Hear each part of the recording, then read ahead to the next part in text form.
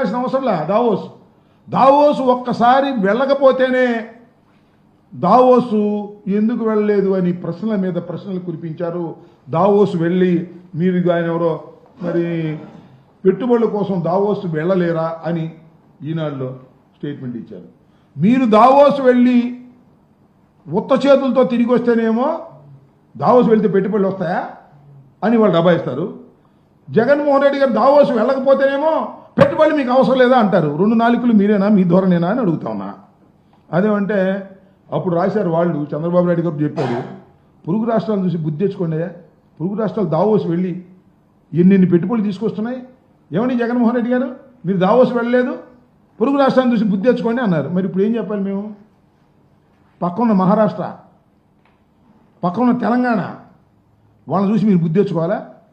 వాళ్ళు శుభ్రంగా వెళ్ళారు, కోట్లు వేసుకున్నారు, పెట్టుబడులు ఇచ్చారు, ఎంఓఏని తీసుకొచ్చారు. మరి చంద్రబాబు నాయుడు గారు కోట్లు వేసుకోలేదు.